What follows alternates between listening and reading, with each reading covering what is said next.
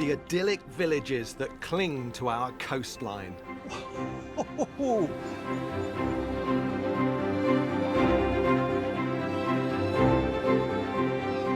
Known for their beauty and serenity. Wow, look at this, just incredible.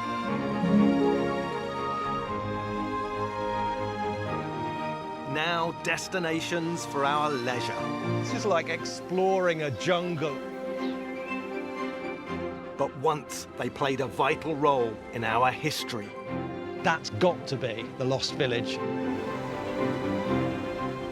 I'm Ben Robinson, and as an archaeologist, I'm fascinated by coastal villages. I want to explore them, discover their histories, and unearth their surprising pasts. I've come to the village of Culross in Fife. The village sits on the hilly north bank of the Firth of Forth, 18 miles to the west of Edinburgh. In the 17th century, this village had a world first. It's amazing to come out here to see this. Fortunes were made and spectacular houses built. Look at this. This was a room that was really a way of showing off to visitors. And I'll discover the surprising dark past of Culross. You are actually standing in a room that was used for women that were accused of being witches. There's a fascinating story to this village by the sea.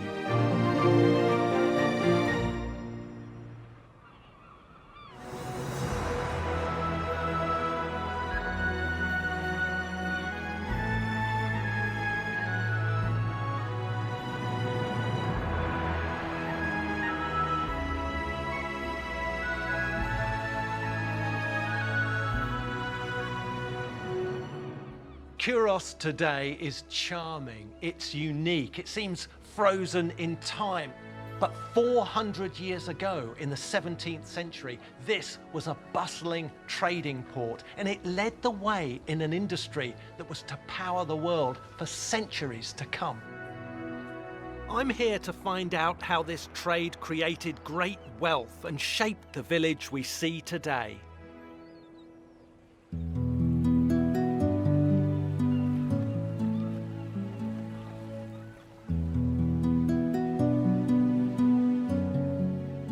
Culross is renowned as one of Scotland's most picturesque villages. Built on a steep hill, its cobbled streets run down to the shoreline.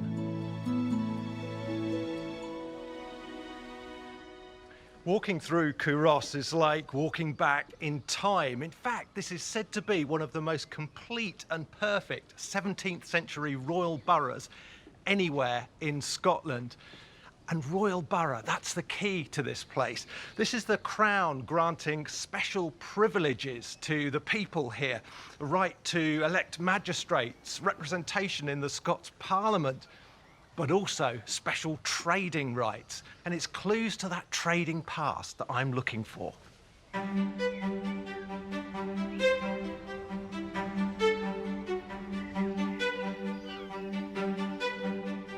I've just arrived in this little open area, and this looks like a lovely little market space. And like any good market, it's got its market cross. You see there, Market Cross. Now imagine this, now quiet little space being the centre of all this activity. People, animals, all flooding in here to trade. Proclamations being read out on the base of the cross. All the population of the village coming in to listen.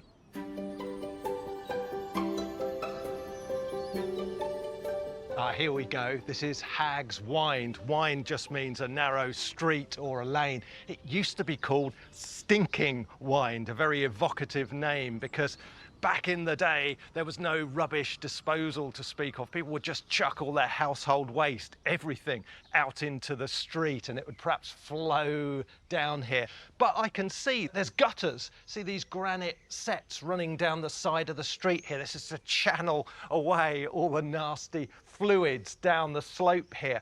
And there's a local thought that if you're a member of the gentry, you'd walk high and dry in the centre of the street on these big slabs here. And if you were someone of a lower status in society and were showing deference as they went by, you'd literally be backing towards the gutter. You'd be in the gutter. The size and scale of the houses here show the prosperity of this once bustling trading town. And I found a great example of this. This house is one of the earliest in the village. Classic 17th century Culross architecture. Absolutely wonderful. Crow-stepped gable there. These dormer windows with the decorated triangular gablet on top there. And there's a date on one of them, very handy, 1636. Current owner Stuart Powell has lived here for 2 years.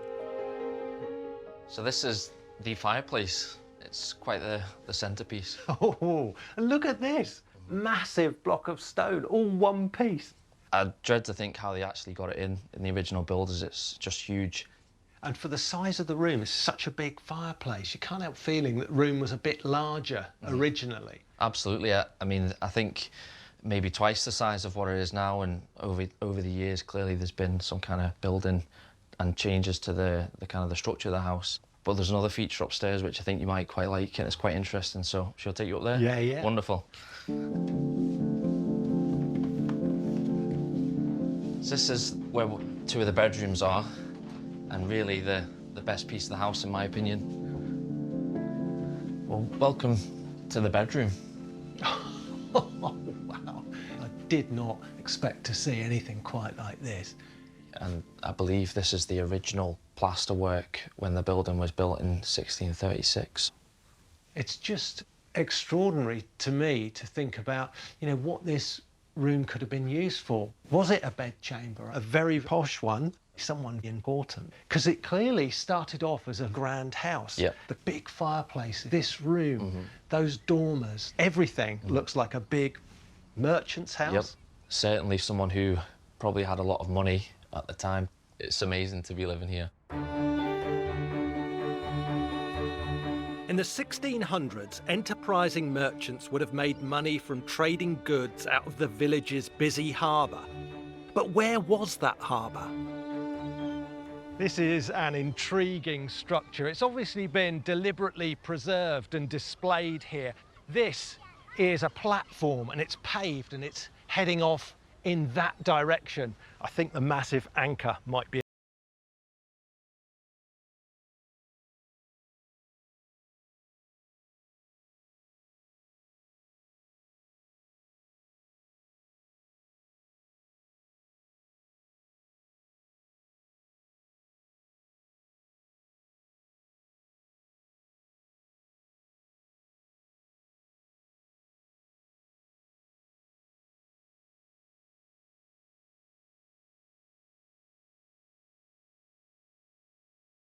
This is starting to make sense. The structure that I saw in the park over there, that's part of this structure.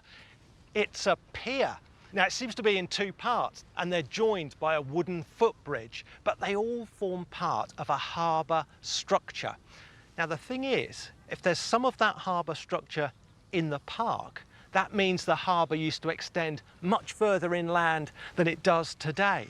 It means that that park is on reclaimed land.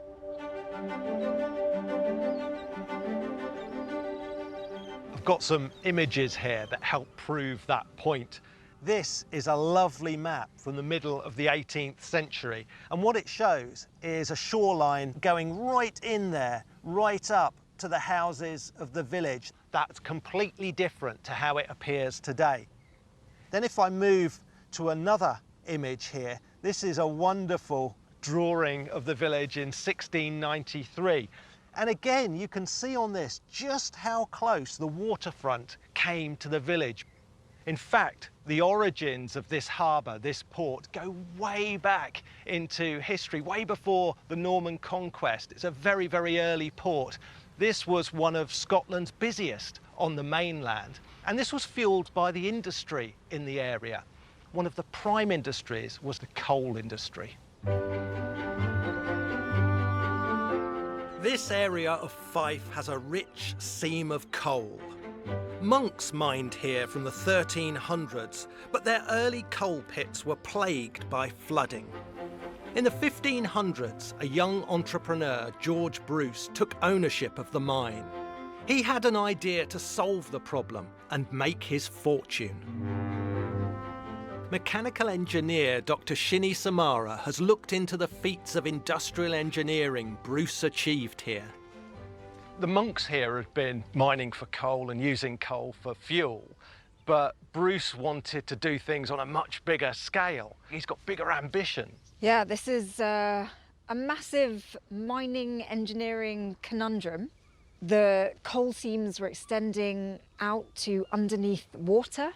But Bruce was very entrepreneurial. He knew how to make money, develop technology, and I think that's what was driving his ambition, the fact that this challenge could be taken on. And this was the world's first coal mine to reach out under the water. To mine coal from under the water, Bruce connected his inland mine shafts to a man-made island in the estuary called the Moat Pit. But there was still an issue with drainage. Water is a problem in mines on land. Water just seems to seep into them. It's always a problem trying to drain the mines.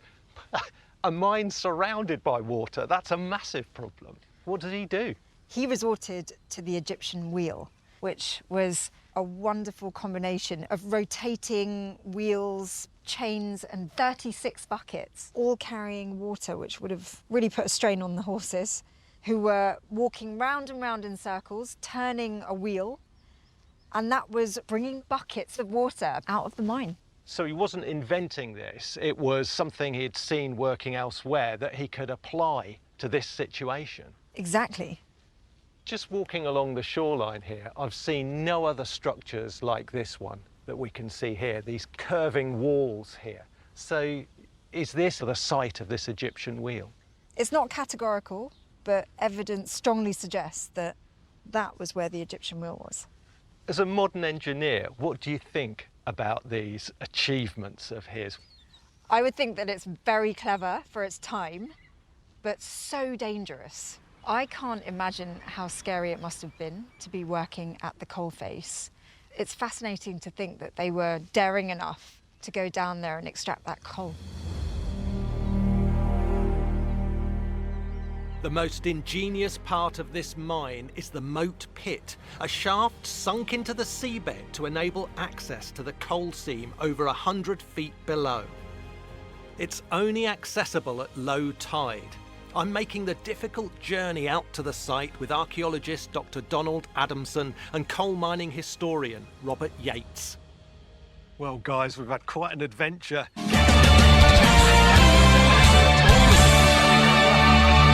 Because the tide is very low. So, I mean, normally you might have found it even harder to get here, strangely enough. It was hard enough as it was. And now we're on it, I can start to make out the stone blocks here, and it looks like we've got one circle here, but there's evidence of something else going on out here as well. There's an outer wall, and that was simply to contain rubble.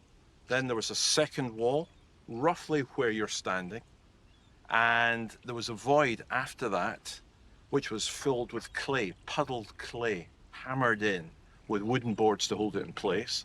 Then there was a shaft wall here, which I'm standing on, and then there was the shaft itself. So coal was extracted from this shaft and then what, put onto boats that were mooring up here? The primary purpose of this shaft, we believe, is ventilation. If you've got a shaft on land and a shaft on sea, they're interconnected, you will get an airflow because the rock beneath us is about 12 degrees centigrade.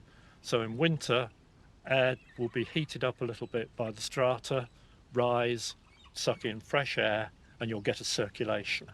I just think it's amazing to come out here to see this and realise that this is not just a beautiful natural environment, this is a former industrial landscape.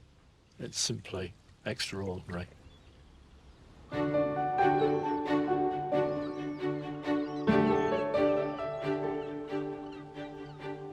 The mine is no longer accessible, But at the time, Bruce welcomed people from near and far to marvel at his great engineering achievement.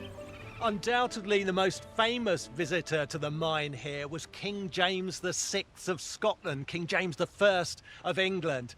He was led from a shaft on the land out through a tunnel, and when he emerged out in the middle of the estuary there, he was surrounded by the sea. It was high water. He began to panic. He felt someone was trying to do him a mischief, to do him in. Treachery, treachery, treason, treason, he cried.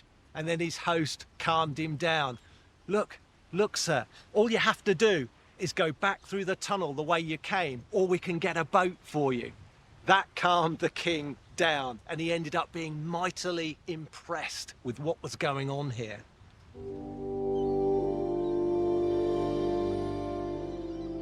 The ingenuity of constructing an artificial island in the estuary with a ventilation shaft is what really put Culross on the map.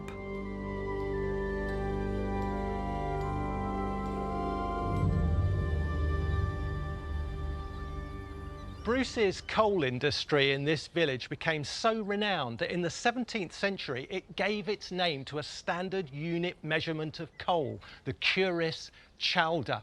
4,000 tonnes of coal per year was produced at the Moat Pit. George Bruce was amassing a fortune.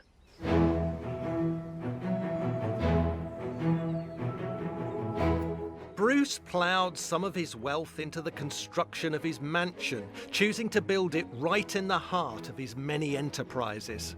And it sits right next to where the old harbour used to be. It's now known as Culross Palace. It's a magnificent place, it really is. And superficially, it all looks like it could have been built at the same time. There's a great similarity here in the finishes, this harling, the rough render on the walls there, the same colour, and the dormer windows there, the little gablets above them, the pan tiles on all the roofs. There's a uniformity here. But in fact, this is a complex that's developed over a period of time. And I can see that because the ranges here, the main blocks of the building, are all slightly different scales. This one's slightly smaller. That one there is dated 1597, whereas the one in front, much larger, is dated 1611. So this is a place that's grown with the wealth of the person who owns it. It's called the Palace. It's not a palace, but it's palatial for the period.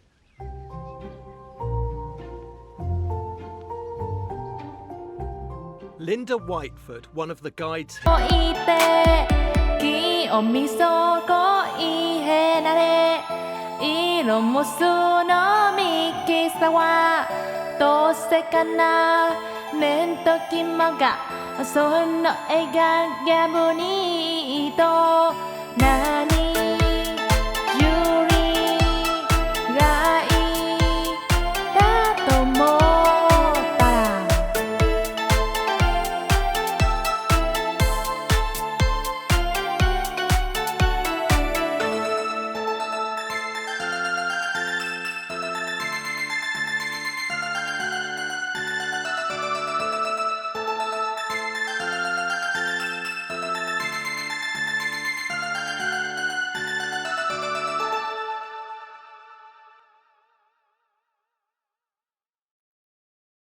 can share some of its secrets with me.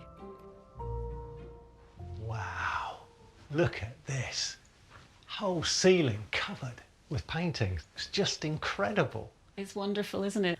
This was a room that Sir George Bruce had designed, and it was really a way of showing off to his visitors, educating his family, because each one of these 16 panels has a bit in Latin and a bit in Old Scots, and they're all allegorical tales that would teach you something about life. And one of the panels in particular is really relevant today. This lady here is pointing to her mouth. And it basically says, watch what you say, because when it's out there, you can't take it back.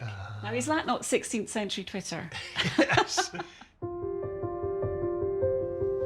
And there's much more to discover deeper in the palace. This is pretty strange, isn't it? What, there's this funny sort of lobby type thing in the middle of this room. What's going on? Well, this was the most heavily protected room in its day in the whole of the area. Never mind Culross, the whole of the area. This is George Bruce's strong room. Ah, hence this iron door here. Absolutely, and there would have been another one on the entranceway as well. Very narrow, so you couldn't get a sword out. It's got a sloping ceiling as well. Yeah, I noticed that coming in, having to duck. You'd have to stoop to get in.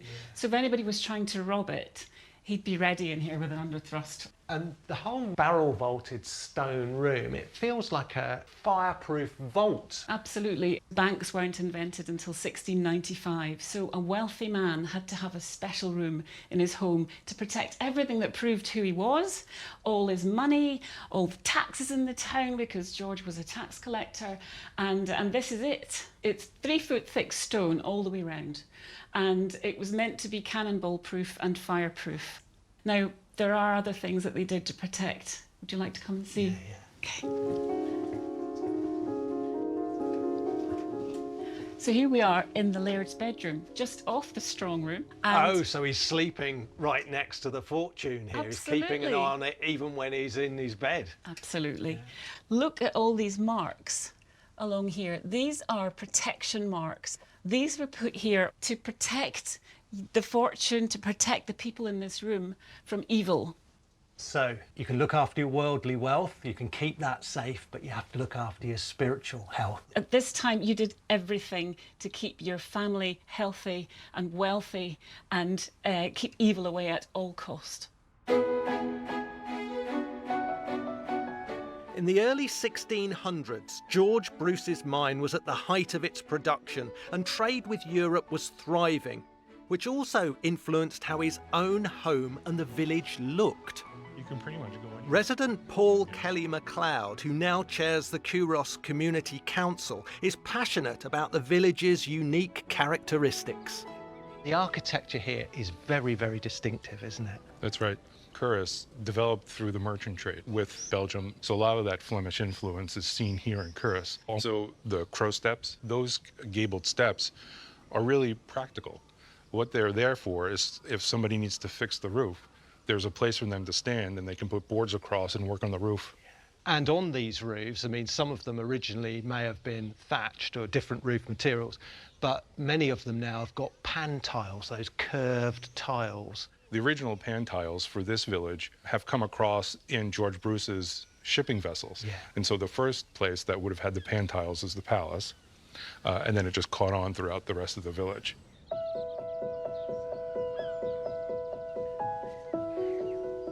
Paul, whenever I see places as beautiful as this, I think about the work it takes to keep a place looking special. That's right. In the 19th century, the town fell almost to ruin. And in the early 1900s, the National Trust of Scotland came along and decided this was a place worth saving.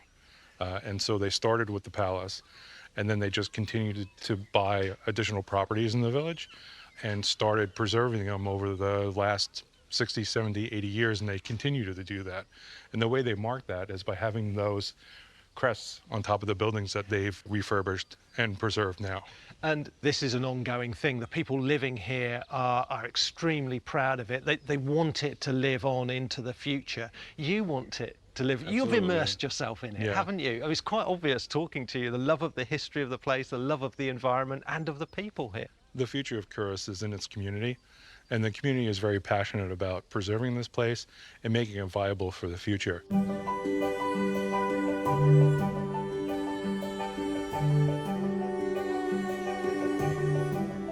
There's one more building I really want to get a look at. Well, this is a very prominent building in a very prominent location overlooking what would have been the harbour. And you can tell it's a public building. The big stairs leading up to it there, the big central front door. Now, it's largely a building of the 17th century, the early 17th century, except for that tower. That's about 150 years later. That's into Georgian times, late 18th century. But back in the 17th century, this was the administrative centre of the village. This was where the town council sat. It was the customs house. There were courtrooms in there and a prison.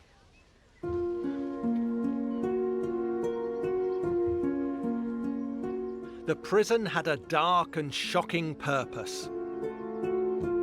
In 1597, King James VI of Scotland wrote a book titled Demonology. It poured fuel on an already emerging panic about witchcraft. Dr. Fiona Morrison has studied how this mass hysteria came to Culross.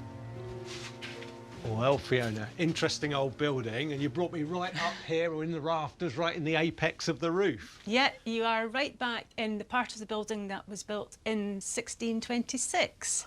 You are actually standing in a room that was used for women that were accused of being witches. In Culross, 30 women and 2 men were accused. Some women with a disability, perhaps, mental or physical, or perhaps just didn't look right, a little bit deformed. Even women with black cats, I know that sounds ridiculous, they could be accused of being witches. This is like neighbourhood grudges, or you didn't like the look of someone, or what, all that could play into it. You could shop someone and they would end up here. And if you were accused, you really didn't have much chance. There is a story of a lady called Mary Cunningham and her daughter, Janet Erskine. And Mary was a wealthy widow. She lived in Culross. We're fortunate in that Mary kept a record of her time. She was kept in this room, she and her daughter. She was arrested at night, taken up here, in the dark. They were given water, and that was it. So she and her daughter were pretty much starving. They were here for weeks. Mary and her daughter were stripped and they were tortured. And if you stopped shouting out in pain, they said you were definitely a witch. Mary was lucky. She got herself a solicitor. The solicitor argued her case, and she and her daughter were very fortunate, and they got off. They were one of the few people to get off. And it's a sort of mass hysteria that leads to this utter tragedy. Although these things happened 400 years ago, they're stories, but we have to remember these were real women, and they did live here, and sadly most of them also died here, and we shouldn't really forget them.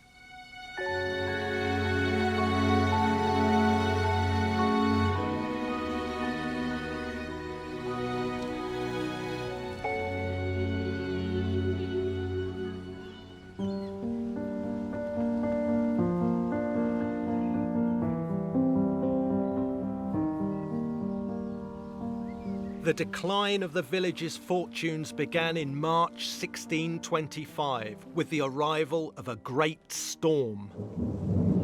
The news of the death of King James, which occurred on the 27th of March, reached Edinburgh on the 30th at the outbreak of a storm of extraordinary violence which raged along the whole coast, destroying much shipping and throwing down several harbours. This was a once-in-a-generation storm. It was appalling. It destroyed most of the ports in the Forth Estuary. It flooded the Moat Pit. This was a calamity for George Bruce, and 5 weeks later, at the age of 75, he passed away, some say of a broken heart. He was laid to rest in this magnificent tomb, which was testament to the great wealth he'd amassed. After George Bruce's death, his eldest son tried to keep trade going in the village. But the sea had destroyed the artificial island beyond repair, and its mine never reopened. Culross became a ghost town and slowly fell into a state of disrepair. But thanks to the efforts of the villagers and the National Trust of Scotland, the village is now being restored to its former glory.